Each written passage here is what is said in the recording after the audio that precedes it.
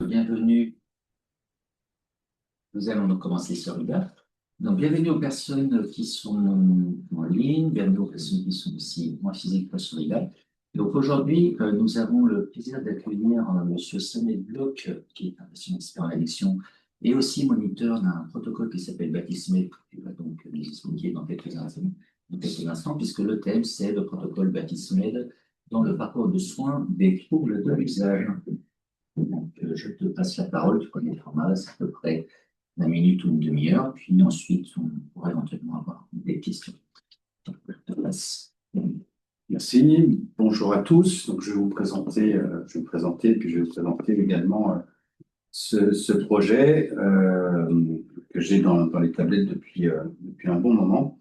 Donc, comme le disait Jean-Marc, je suis patient expert et moniteur de projet baptismal. Donc, voilà, j'ai fait la certification de France Patient Expert Addiction. J'ai été certifié l'année dernière et grâce à eux, je peux entamer aujourd'hui une addictologie de Paris-Saclay et je fais des stages donc, au pôle interétablissement de Charles-Perrin. J'ai eu le plaisir et la chance d'être accueilli. Dans le cadre de ce DU, je présente ce projet que je vais vous expliquer en quoi il consiste. Je suis également moniteur baptismal. Voilà. Donc, d'une part, je suis moniteur de plongée diplômé d'éclage de l'ESC Sport, qui me permet donc d'avoir les prérogatives d'enseigner la plongée jusqu'à 40 mètres, et moniteur Batismed, qui est une école privée, qui est un protocole de gestion du stress. Ça fait sens pour moi parce que la plongée a fait partie de mes outils de rétablissement quand j'ai entamé mon parcours de soins de troubles de l'usage. J'ai commencé à plonger juste avant de me rétablir et je suis devenu abstinent juste après. Moi, la plongée faisait partie de ces outils qui me permettaient, comme je disais, de garder la tête hors de l'eau. Donc, je propose de plonger pour se rétablir en mêlant le savoir expérientiel du patient expert, c'est-à-dire expliquer comment ce que la plongée m'a apporté et puis tous les outils que j'ai découverts dans mon parcours de soins, les outils de rétablissement, d'introspection, de sevrage, de gestion du craving, et d'utiliser tout l'aspect psychomoteur de la plongée et le développement des compétences psychosociales que ça a pu apporter. En particulier dans le protocole Batismed, qui, on va le voir par la suite, va permettre d'apporter des exercices complémentaires à la plongée classique sur justement la perception du corps et le travail sur l'esprit.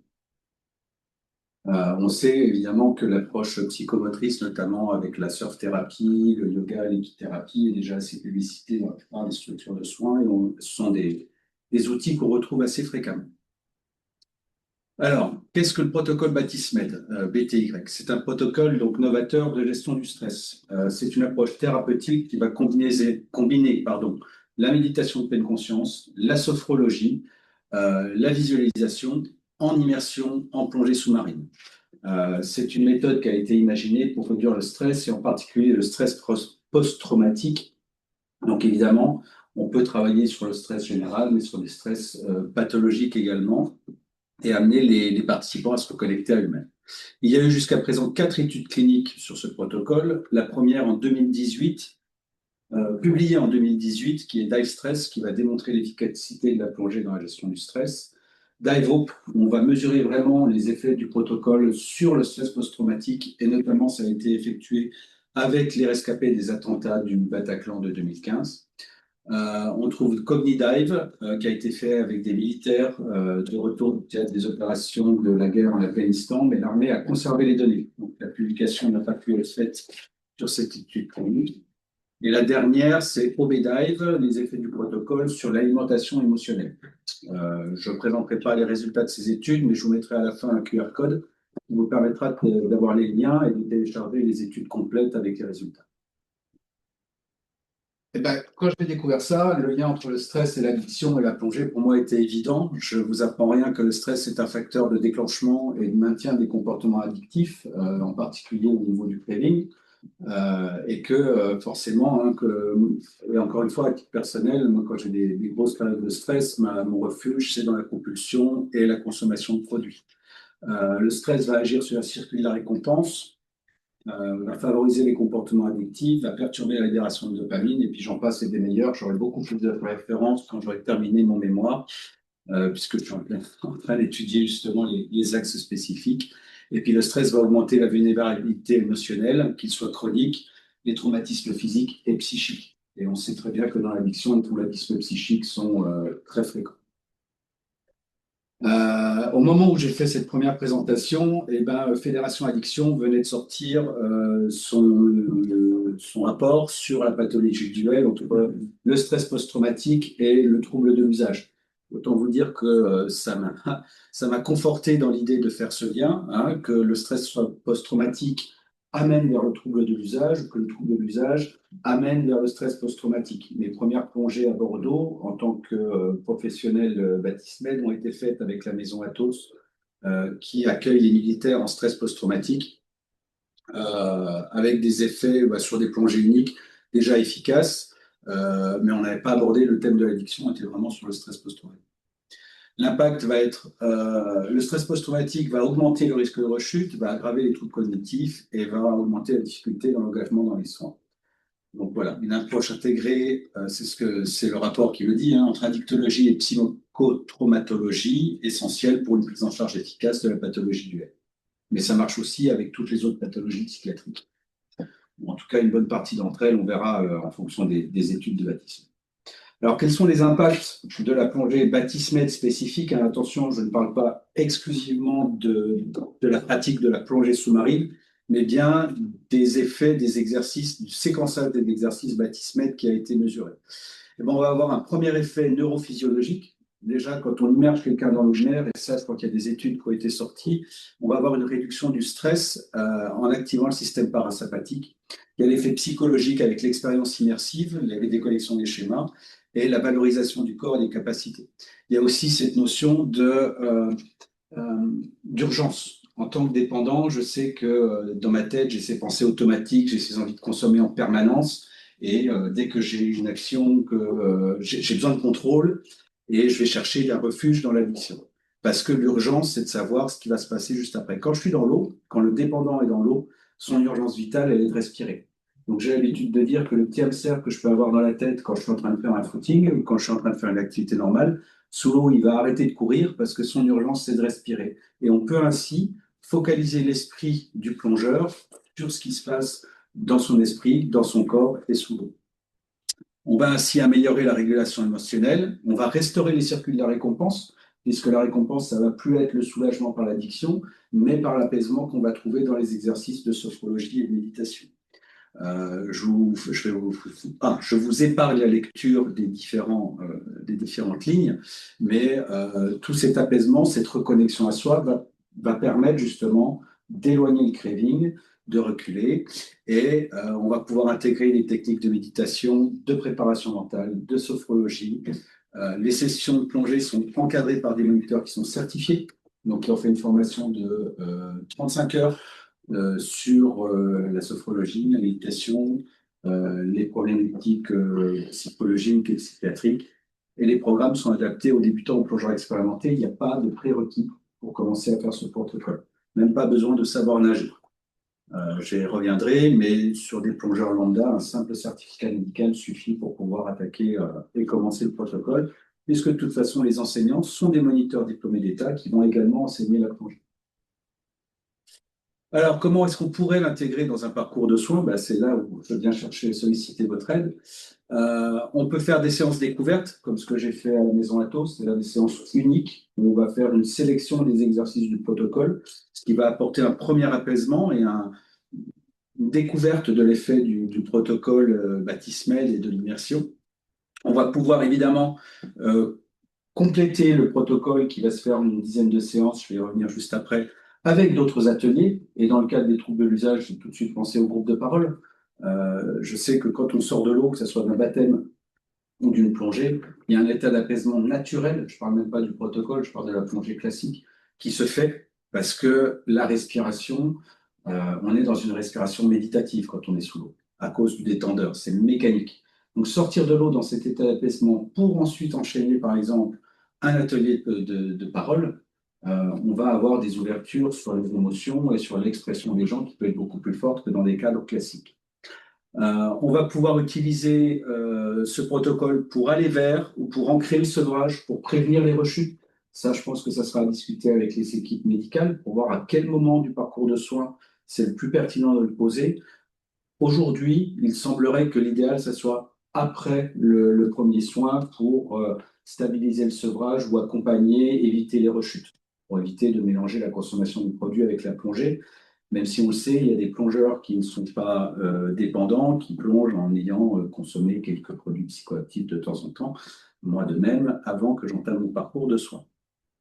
Et puis, on va pouvoir se servir de ce protocole comme soutien au traitement des crises anxieuses et traumatiques. Donc aujourd'hui, 95% de mes clients viennent me voir pour des problématiques liées au burn-out, notamment en entreprise, voire à des agressions.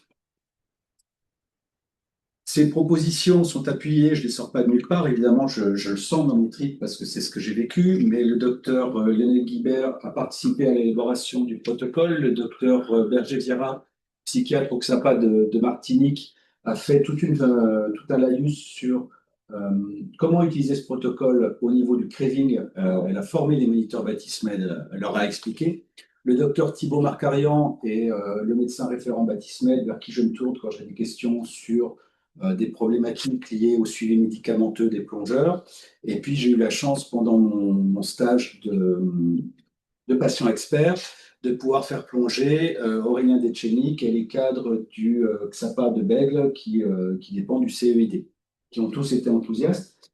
On n'a pas pu prolonger l'expérience parce que la plupart des résidents du CEID sont sous traitement médicamenteux lourd et que le médecin addictologue, à ce moment-là, a préféré ne pas s'engager là-dessus. Après une conversation avec le docteur Marcarian, en l'occurrence, dont j'ai les résultats, ou en tout cas quelques pistes, mais là, ça, c'est pas ma spécialité. Donc, j'insiste toujours, bien évidemment auprès de vous, mais aussi auprès de mes clients, que Batismed n'est pas une alternative. C'est un complément, c'est un outil complémentaire que je propose qui, à mon sens, est puissant et efficace. Alors, comment ça marche? Batismed, c'est un protocole en 10 séances de plongée. Le protocole de base, ce sont 10 exercices, 10 séances d'une heure a priori, dans lesquelles on va retrouver 3 cycles. On va d'abord apaiser le corps, puis ensuite on va apaiser l'esprit, parce qu'on ne peut pas apaiser l'esprit si on n'a pas apaisé le corps. Et dans la dernière partie du cycle, on va pouvoir rééquilibrer les deux. Donc, comme je l'ai dit tout à l'heure, il n'y a aucun prérequis sportif. Ça peut se faire en piscine, ça peut se faire en milieu naturel. Je prends le temps sur une première séance de bien laisser au plongeur le temps de se familiariser avec le matériel. Je ne vais pas les stresser encore plus que nécessaire avant de les immerger. Il y a une éducation en e-learning pour savoir ce que le stress, mais on peut très bien imaginer une éducation thérapeutique du patient sur l'addiction liée au stress sans aucun problème. La profondeur, comme tout protocole de plongée classique, est progressive. Je commence ma première plongée à 3 mètres comme un baptême et je finis à 20 mètres comme un niveau 1. Donc c'est exactement le même cursus que les plongeurs classiques. Batismed a créé des séances de préparation mentale qui sont spécifiques à chaque séance, qui peuvent être ajoutées. Et puis, sur l'effet motivationnel, les plongeurs, je vais aller plus profond, je vais être de plus en plus efficace et surtout à la fin du protocole, on valide un niveau de plongée qui leur permet de continuer à plonger à l'international. Donc ça aussi, c'est un effet motivationnel, plus l'effet de groupe. Hein, les plongeurs viennent par 4, donc il y a aussi cet effet de corps qui est intéressant. En piscine ou en fosse, à Bordeaux, je propose à la fosse de la Teste, qui est ce que j'appelle une piscine verticale, 3 mètres de diamètre et 20 mètres de fond. C'est là où on peut faire les exercices, mais sur une piscine olympique 2 mètres 30, sur des bassins qu'on trouve à Bordeaux ou dans n'importe quelle ville, c'est tout à fait faisable. En mer, alors on ne va pas le faire sur le bassin d'Arcachon, même si la plongée est sympathique, plutôt en Corse, en Guadeloupe, en Égypte, où les eaux sont cristallines et qu'on voit le fond, parce que ça permet de se rassurer. Dans tous les cas, il n'y a pas plus de 2 plongées par jour pour les participants, pas pour les moniteurs. En France, la loi impose 4 plongeurs par moniteur et pas plus. Il n'y a pas de prérequis technique et la plongée est progressive jusqu'à 20 mètres. Le protocole complet, on peut le faire sur une semaine, c'est ce que je propose en règle générale, en ayant toujours ce maximum de 2 séances par jour, en laissant une demi-journée ou une journée pour souffler en repos. On peut très bien l'envisager sur 15 jours, avec une plongée par jour, et on peut continuer à le développer de plusieurs manières. L'idée, c'est un peu comme apprendre à conduire, il faut quand même que ça soit assez rapproché pour qu'on puisse inculquer et fortifier l'apprentissage des exercices. Après, on peut le séparer en cycles. Hein, je vous ai dit, le cycle du corps, on peut le faire sur 2 jours sans problème. Et ensuite, le cycle 2, on peut le faire plus tard, plusieurs mois, 2, 3 mois plus tard. Et le cycle 3, encore 2, 3 mois plus tard. Ça permet de séquencer si on ne peut pas libérer une semaine et de faire ça sur un week-end.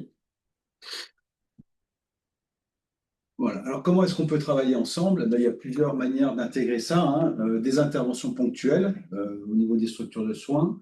Un essai clinique, ça c'est vrai que ça serait le top du top de pouvoir avoir une cohorte de patients et de voir quels seraient les effets, notamment avec l'ASI que j'ai découvert ici, et puis j'ai pu voir, je n'ai pas encore tout noté, mais qu'il y a d'autres questionnaires d'évaluation du craving et du stress qui peuvent être utilisés.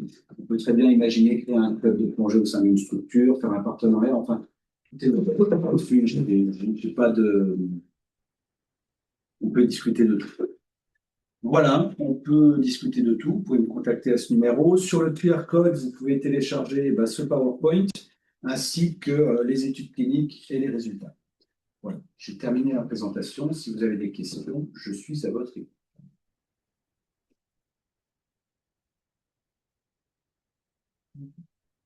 Donc, merci pour la présentation. On va passer aux questions. Donc, les questions ne sont pas enregistrées. Donc, j'ai déjà une question sur la gauche. Donc, pour les personnes qui sont en ligne, il y a aussi des personnes qui sont sur place. Donc, c'est pour ça qu'on va naviguer un petit peu entre